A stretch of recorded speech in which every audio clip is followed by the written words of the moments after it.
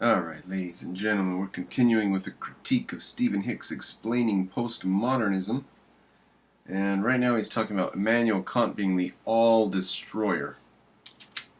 To reduce his extremely detailed, grand, fascinating, and influential philosophy to anti-reason motivated by religious belief is, I don't know, a philosophical crime. If that's not enough, Hicks, with his account of Kant, even contradicts himself. On page 26, praising Enlightenment philosophy, he says, "The individual is an end in himself," the Enlightenment thinkers taught, "not a slave or servant of others." Well, you know which Enlightenment thinker taught that? None other than Kant. Man as an end in himself is Kant's specific and unique formulation, and yet in the very next page, Hicks lists Kant as a philosopher of the counter-Enlightenment. Was Kant a philosopher of the counter-Enlightenment? Well, The Cause of Hitler's Germany by Leonard Peikoff. We'll just take a little bit here. Now I want to get a little bit leading up to it, so I'm going to quote a couple of paragraphs here. The climax of this development of philosophy came in the late 18th century. The man who consummated the successful anti-Aristotle revolution, the man who more than any other put an end to the Enlightenment and opened the door to its opposite, was a German philosopher, the most influential German philosopher in history, Immanuel Kant. One of Kant's major goals was to save religion, including the essence of religious morality, from the onslaughts of science. His system represents a massive effort to raise the principles of Platonism in a somewhat altered form once again to a position of commanding authority over Western culture. Kant places his primary emphasis on epistemological issues. His method of attack is to wage a campaign against the human mind. Man's mind, he holds, is unable to acquire any knowledge of reality. Well, if you're unable to acquire any knowledge of reality, your senses don't work and you're just stuck dealing with categories, that is the destruction of the senses, that is the destruction of reason in the human mind. So yeah, Kant was an anti-Enlightenment philosopher. Got news for you. I mean, it's the first time he's ever heard such a thing. At least he's heard it now, right? Hicks's account of Kant is probably the most mind-boggling and frustrating part of the book, and that's saying a lot. I can understand people misunderstanding or misrepresenting postmodern philosophers. They are relatively recent and came from a time when philosophy was becoming increasingly less prized in society, but to misread Kant this badly is much worse. Not only is Kant one of the most influential philosophers of all time, he is also one of the biggest contributors to liberal political theory that's so dear to Hicks, and one of the biggest contributors to moral philosophy. Interesting he mentions liberal political theory, because Ayn Rand talks about how Kant wasn't able to develop the implications of his epistemology being surrounded by the Renaissance, the Age of Reason, and everybody in the Renaissance was freeing themselves, and everybody was freedom, and even Karl Marx came along and said, more freedom, freedom from the things we don't like still. Don't like the fact that you used to be starving to death on the farm in the countryside, now and you're less hungry in a factory? Grrr! That was Marx, but he was offering freedom again, freedom again. So everybody was offering freedom. Kant could not, probably couldn't even see what his politics would be. I don't know, but he certainly didn't develop them. I mean, if he would have developed them, it would have been communism and Nazism. So, for your political or philosophical views, chances are that the theorists you read or follow will to some extent have been influenced by Kant. When I read Hicks's account of Kant, only one thing became clearer. Previously in my videos, especially on my video on Jordan Peterson, I have seen comments making really strange claims about modern philosophy, like that Kant was counter-enlightenment, or Hegel was not a modern philosopher, or Hume was a relativist. Initially, I would get confused about what led them to believe this. Hume was a relativist? Well, what does he think that Hume was? I mean, Hume said you don't know if the sun's going to come up tomorrow or not. He said you can never know. Yeah, he was a relativist. Oh, God. I would just assume that maybe they misheard someone, misunderstood someone, or just misremembered. After all, no academic philosophers or Enlightenment historians ever reached such conclusions. This guy is like a walking, talking category of all of the misrepresentations that he is supposed to accept. He cannot think for himself one bit. He cannot make a judgment about any of these philosophers on his own. He probably has never read them. He probably has never studied anything outside them, and he probably only knows the taglines about these philosophers that he's been given by leftist Marxist troglodytes. Now I realize that all those claims are coming from this one book by one person, and it's kind of sad. He then goes on to Hegel. A noticeable thing here. I'm happy to know that Stephen Hicks lives rent-free in this guy's mind. He claims that Hegel's dialectical philosophy rejects Aristotle's principle of non-contradiction. In case you don't know, Aristotle's law of non-contradiction is a basic law of logic which states that something cannot be both A and not A at the same time. Which was deduced from mathematics. Oh. So, it's true, but it's also a very, very abstract principle. It's not easy to grasp and was not grasped for a long time. People were doing science and math in ancient Babylon, and they did not come up with it. Well, I mean, in math, you have to use it. In math, you have to use it. Right? Math doesn't work without it, so. The same respect. In other words, something cannot have contradictory qualities or properties. Now, Aristotle's leap was to say that's not just a mathematical principle. That's a principle in reality that works, that we use in mathematics because we have to keep true to reality in mathematics. So, we should use this principle in philosophy. And that was Aristotle's leap. So, claims that Hegel rejects this basic logical law, and by claiming this, he's able to portray Hegel as a continuation of Kant as another anti-reason, counter-enlightenment philosopher. True. The only problem is that this accusation is just another cliched and generic misrepresentation. So Hegel was pro-reason, then? In fact, not only says that the law is trivially true, he says it's self-evident. Now, some people have said that Hegel, with his dialectic, thesis, antithesis, synthesis, denies the law of non-contradiction. I can only say they've never read Hegel's logic. Because explicitly, he doesn't deny it. He simply says it's trivial. It's trivial because if you're dealing with a historical process, you're not dealing with things at the same time, but at different times. So the thesis applies at one time, and at a subsequent time the antithesis may apply. Well, then Hegel has dropped the context of non-contradiction. Non-contradiction does not apply in a given historical context to a given historical thing. Non-contradiction is a principle of reality. So Hegel has misapplied it. He has said that he has dropped the context of what it means to appreciate non-contradiction as a principle of reality, if what that guy says is the case. So, what case have you made with that very bad clip? As we saw earlier, he can't string a clip together to prove a point. Yes, on page 49, after a super... Aha, nope, not clear. On to the next thing without doing anything about it. Account of Hegel's dialectic, Hicks even ends the paragraph by smugly saying, whatever that means. I guess he's... Yeah, whatever that means. Oh, that's pretty good, Hicks. How am I going to follow that when you're out there doing that? I gotta catch up with that now. To imply that Hegelian philosophy is meaningless, but really only imply that he is unable to understand some of its most basic tenets. It doesn't end there. Hicks won't rest until he misrepresents every philosopher dear to Western history. Hicks won't rest until he misrepresents every philosopher dear to Western. Unless they are his three favorites, of course. On page 51, he says that Kierkegaard, Schopenhauer, and Nietzsche all shared a contempt for reason. Again, no source for this claim, of course. How about you just read the philosopher? How about you just read anything about the philosopher?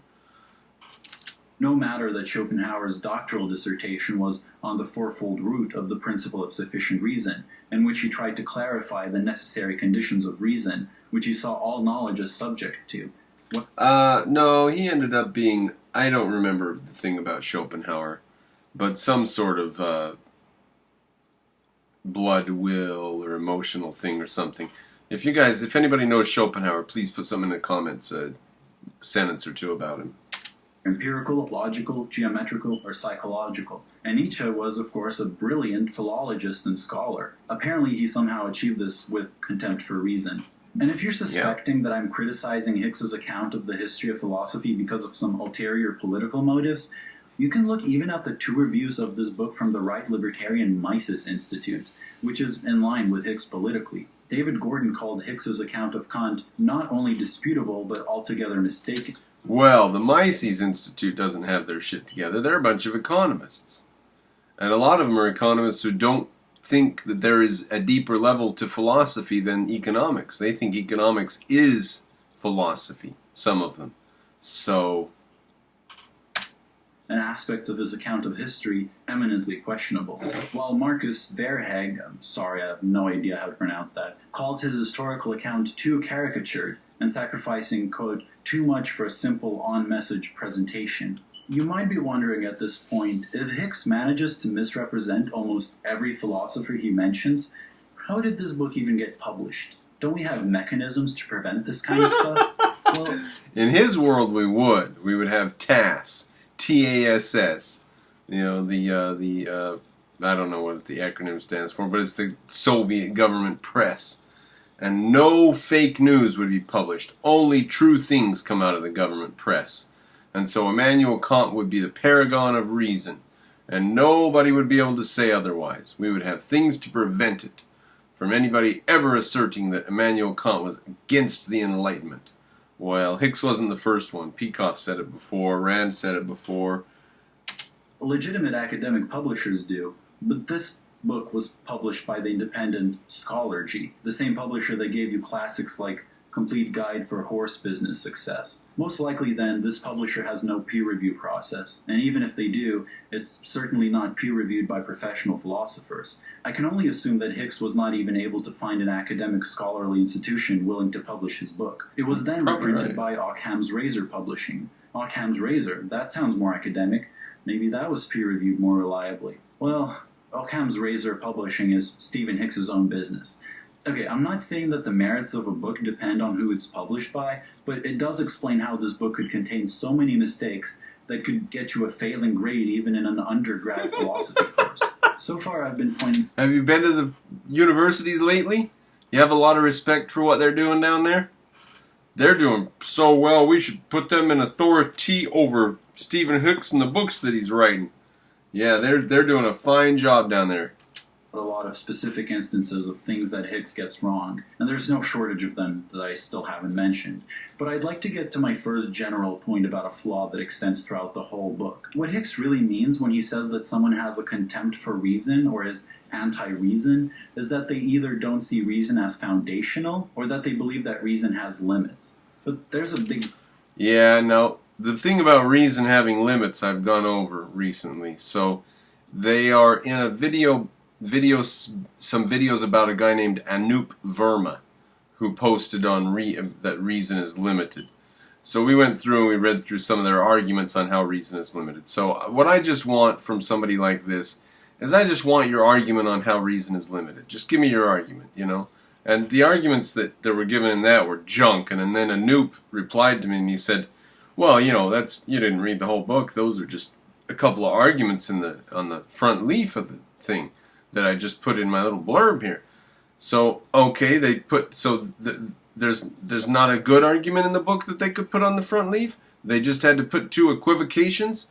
All right, so just give me an argument that shows that reason is limited. Just give me your argument, goddammit. I'm waiting for it. Reason is limited, and what was the other thing that he wanted to do to us there? Contempt for reason, anti-reason. Anti-reason is that they either don't see reason as foundational. Yeah, don't see reason as foundational. Something else is foundational. Like reason is just a thing that we do that's a trick inside, and there's other more substantive, more basic stuff. Like the color of your skin, right? That's more important than reason, right? It tells you who you really, really are, your color of your skin. Yeah, they do believe stuff like that. That's true. Or that they believe that reason has limits. But Yeah, there's a big step between believing that something has limitations and rejecting it outright. For example, you might think so if you're a total moron, but if it's reason, you either believe that it is true or you don't. And if you think that it's not true, then you think that the thing that limits it is true. You have to choose, right? You have to choose. And if you don't think you have to choose, just give me an example. Please give me an example. Every logician will tell you that Aristotle's logic has limitations. After all, it can't even account for the simplest proofs in Euclidean geometry. Aristotle's logic? Aristotle's formal logic? Is that what he means? Formal logic is just a way to systemize, to try to mathematize language. And it leaves out vast quantities of language. There's lots of stuff you can do in language you can't do in formal logic. So, how does he criticize formal logic, or what does he want to say about formal logic? Between believing that something has limitations that and it's rejecting limited. it outright. Oh, no. For example, every logician will tell you that Aristotle's logic has limitations. After all, it can't... Well, what would it mean for logic to be unlimited? What kind of a stupid idea is that? Of course, what does it mean limited? It's defined? It has definitions? It's not unlimited? Everybody will tell you that Aristotle's logic is limited. What would it mean to be unlimited? That's stupid. Account for the simplest proofs in Euclidean geometry, but this is not the same as rejecting Aristotle's law of non-contradiction. It's strange to make this equation without any explanation or attempt at justification, because a lot of thinkers believe that reason has limitations. There are many influential thinkers who were not postmodernists, but very effectively criticized modernity for its reductive view of social phenomena and human life, which ends up contributing to the disintegration of our sense of meaning. In addition to this, oh God, what was that? You just put a little thing to make there. This equation without... What did he say? After all, let's face it, I bet 90% of you feel a lack of meaning in life. In addition to this, Hicks equates all non-realist philosophical theories with the counter-enlightenment and anti-reason. Yeah, good job, Hicks. You got it. And a completely unwarranted equation. By making an unwarranted equation. All right, what's he saying now then? He better back that up. Why is that unwarranted? He said by making the what? Equation, Hicks effectively condemns the majority of Western philosophers as being anti-reason. Yeah, that's actually true. There are very few pro-reason philosophers. There's like a handful of them. It's like Aristotle, Locke, Rand, who else? Who did I miss? The history of Western philosophy then appears to him as almost one big continuous attack on reason and objectivity. True. Now the reason that would be the case is because there's a million ways to get the answer wrong. And it's very hard to get the answer right, or you have to be honest and objective to get the answer right. It's very, very easy to get the answer wrong. You just make up some bullshit and just keep on saying it, keep on writing about it, and you get the answer wrong. So yeah, there's a million people who get the wrong answer, and every once in a while there's a giant of honesty who gives us, some wonderful progress, like Galileo, Ayn Rand, Averroes, Aquinas. Just a just a smattering across the ages, yeah. And all of civilization and all of the history of mankind and all progress rests on the backs of those few people. And even wonders then why Hicks criticizes postmodernists' supposed disrespect for the Western canon when he doesn't seem to have much love for it himself. This is because even the ones that are not that great are better than the postmodernists. Even like Nietzsche is better than the postmodern. Maybe that's a bad example, but because there is some value in some of these philosophers somewhere. Some interesting things they say, or an interesting formulation. But it's true that very few of them are pro-reason. No, he's very confused about this. It's strange that Jordan Peterson recommended this book. First of all, two of Peterson's main influences are Nietzsche and Jung, both thinkers who believe that reason does not exhaustively explain or make sense of the world. Additionally, Peterson has explicitly said that he subscribes to a pragmatist theory of knowledge, which is a non-realist theory. Because of these two things, then, Stephen Hicks's standards would definitively place Peterson in the anti-reason, anti-objectivity, counter-enlightenment camp. All right. All right. So those of you who thought Peterson was an objectivist, I'm telling you that Cuck philosophy got something right. He got that right. Finally got something right. Peterson in the anti-reason, anti-objectivity, counter-enlightenment. Anti-reason, anti-objectivity, counter-enlightenment. Yep. And he's either going to straighten up or he's not going to straighten up. One or the other, isn't it? What are you going to do? He's going around recommending Stephen Hicks' book, but we got to get him straightened out. We got to get him straightened out, and I'm afraid we're not going to because he's got too many people who want to hear the message as he has it, and he's too old. He's not going to change basic views now, so I think we're not going to get him. I don't think he's going to be an objectivist ever. Yeah, and just so you get an idea of how many things Hicks rejects in this way, here's some philosophical movements and theories that on Stephen Hicks's account then become anti-reason. All forms of idealism, existentialism, all types of dialectics, pragmatist epistemology, most forms of phenomenology, coherentist epistemology, most analytic philosophy after... Alright, I'm just checking. Types of dialectic. Alright, yep.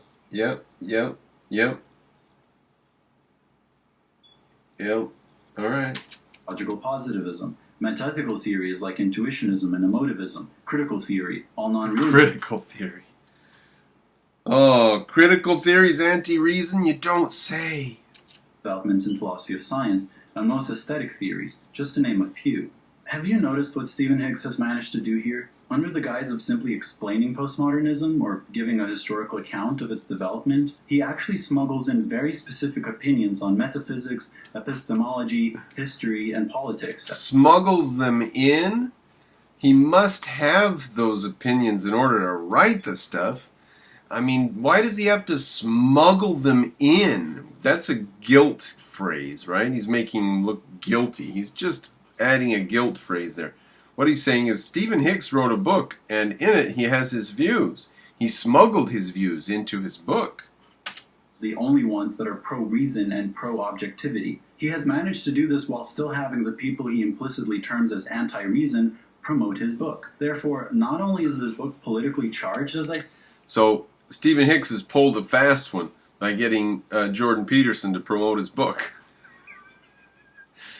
I mean, that just means that Jordan Peterson's a little bit confused about what's going on and hasn't clarified his thinking. That's all that means. That has no implication on Stephen Hicks or Stephen Hicks being smuggling, being a smuggler. Ooh, he's a smuggler, and he's got Jordan Peterson under his wing. Jordan Peterson's out there smuggling his stuff around too.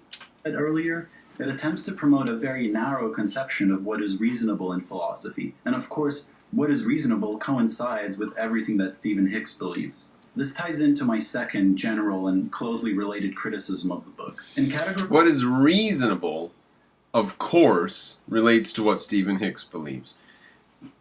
Aren't you making the same assumptions? Aren't you saying that he is unreasonable? Aren't you saying that what is reasonable is what you believe, Mr. Cuck philosophy? Back to the primacy of reason. Back to the fact that it has no limits, you know? You're not placing any limits. You're not saying, I totally disagree with him, but he must be correct because reason is limited and blah, blah, blah. You're not saying that. You're judging him with your reason down to every single last ounce of your teeny pea-brained understanding. Using different theories within philosophy, Hicks often does not use the kind of terms that are used in formal philosophy or by serious scholars, terms that try to neutrally categorize different theories. Scholars. Instead, his terminology is very vague theoretically, but very specific in the positive or negative value associations it's meant to evoke. When distinguishing between philosophy... So instead of being like a regular academic philosopher who has no positive or negative value connotations and just talks about floating abstractions divorced from reality, instead of that, Stephen Hicks talks about reality, including value connotations. How unprofessional. The theories he supports and ones that he rejects, he uses dichotomies like objectivism and subjectivism, rationalism and irrationalism, individualism and collectivism, naturalism and supernaturalism. What's wrong with any of those dichotomies? Subjectivism and objectivism, what are they, not a dichotomy? Rational, irrational, individual, collectivism. What's he got? Such dichotomies are usually not used in philosophy because they're very theoretically poor terms. Those are theoretically poor terms. Theoretically poor terms. What does that mean? That means people aren't using them? They're not currently used? All those are philosophical terms. But it's clear why they're being used here. The former immediately evokes a positive association, while the latter evokes a negative one. Irrationalism, supernaturalism, negative. I mean, they're only negative to Stephen Hicks. Cuck philosophy doesn't think that collectivism and subjectivism and irrationalism are negative, and supernaturalism, right? He's just saying the negative. He's just saying that Stephen Hicks doesn't like these things. The objectivist, not subjectivist. Naturalist, not supernaturalist. Rational and not irrational. But unfortunately, philosophy is not that simple. It cannot be dichotomized into people who are pro-reason. Your philosophy's not that simple. Your philosophy's a goddamn mess, sir.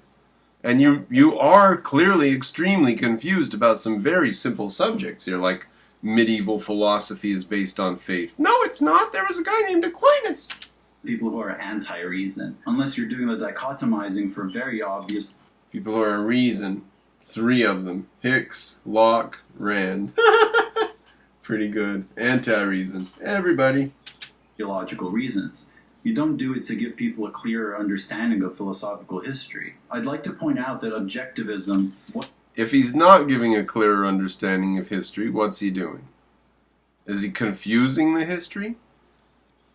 I mean, obviously he's clarifying the history. You're trying to confuse the history by just throwing a million arguments that aren't even arguments. You're saying you're dismissing things that you can't even try to address them. And you say some garbage and act like you've dismissed it. It's used to describe epistemological theories until Ayn Rand came along. I think my upstairs date. And it still really isn't used by professional philosophers, with very few exceptions. Because Rand was not formally trained in philosophy, she presumably did not know how complicated the history of philosophy really is. Rand was not trained in philosophy. She actually did get a degree in philosophy back in Petrograd University, I think, in Russia. So she couldn't appreciate how complex philosophy is, huh? Well, here we go. Now we know everything we need to know about Cuck philosophy and his depth of understanding of philosophy as such, right here with his view of Rand. Exceptions. Because Rand was not formally trained in philosophy, she presumably did not know how complicated the history of philosophy really is, and so she thought that theories of knowledge could be simply dichotomized into objectivist ones and subjectivist ones. But that's not how it works. You don't just have philosophers who think everything is subjective arguing against philosophers who think everything is objective. Feels are more important than reals, Kant. You fool, have you heard of reason, Rand? Pretty good. This is an instance of the left succeeding in memeing when they're trying to fail at memeing. He succeeds at memeing right there. That's a successful meme. Feels are more important than reals, Kant. You fool, have you heard of reason, Rand? That's a successful meme. There is nothing... You do not point out an absurdity there, sir. Not that simple. It actually takes a pretty high level of arrogance to come up with a philosophy and call it objectivism. It's not that simple. It actually takes a high level of arrogance for you to dismiss it all as being not that simple and then just go on to the next sentence without being any more substantive than that. And then to accuse a person of arrogance? How is that relevant to a philosopher? Does the philosopher say true things or not? They were arrogant. Very arrogant to call your philosophy objectivism. There was just no other word that fit, buddy. Just no other word that fits a philosophy that says check with reality at all times. There's no other word that fits. Come up with a philosophy and call it objectivism, having the term itself inherently imply that your theory is, almost by definition, universally valid. It's like if someone developed a theory of ethics and called it goodism. Don't you want to be a follower of my ethical theory, goodism? Are you really going to choose badism instead? This is also related to Hicks's... Well, who's going to choose subjectivism? Turns out a lot of people, so I guess you're wrong about that, but you are jealous of Ayn Rand with her objectivism over there, huh? You want to have a philosophy that sounds that good, huh? And you would like to be able to defend it, huh? Well, turns out you can't just make up your own philosophy, so you're going to have to come join the camp. Common use of the word relativism to describe philosophers he doesn't like. Another term that, without qualifications, is philosophically useless, and a term never used by postmodern philosophers in describing themselves. In fact, Derrida says, as for the relativism they are supposed to be worried about, well, even if this word has a rigorous philosophical meaning, there's not a trace of it in my writing. Now, if he is a relativist, then he wouldn't go around speaking about relativism, because he would have no way to appreciate what relativism is. So if Stephen Hicks accuses him of being a relativist, he's not saying that the guy is going around preaching relativism. He's saying that the guy is a relativist. That the things that the guy says are relativistic. Not that the guy himself says that they are. Hicks is accusing him of being. So Hicks doesn't care if the guy has said it or not. Hicks is making an evaluation. And then Cuck philosophy comes along and says, but the guy never said it himself. Well, can you answer Hicks' accusation or not? Apparently not. You have nothing to say. As for the relativism they are supposed to be worried about, well, even if this word has all a you have to rigorous say. Philosophical meaning, there's not a trace of it in my writing. He denied it. Well, he was still a relativist even if he denied it. Do you have any substantive reply to it? No? Just that he denied it. As the great Rick Roderick puts it very succinctly, Philosophers call someone a relativist, by which they mean it's a person that holds that any view is as good as any other view. My simple response to that is this. That is a straw person argument. No one in the world believes it or ever has believed it. No one, Derrida or anyone else, believes that every view is as good as every other view. They may not believe That's only it. a view we discuss in freshman philosophy class.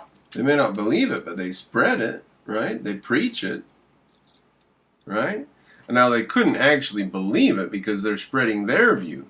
If they thought all views were equal, why would they go out and spread a particular view? So they don't believe it, but they preach it. Is that all he's saying? In order to quickly refute it. then on chapter 3 I he gotta goes stop on this. to talk about Heidegger. All right, Now, we're at 35 minutes. Oh, he gets to Heidegger right there. There we go. We got to stop because my videos get angry when they get too long. MrCropper out enjoying a critique of Stephen Hicks explaining postmodernism, Cuck philosophy, moron of the day.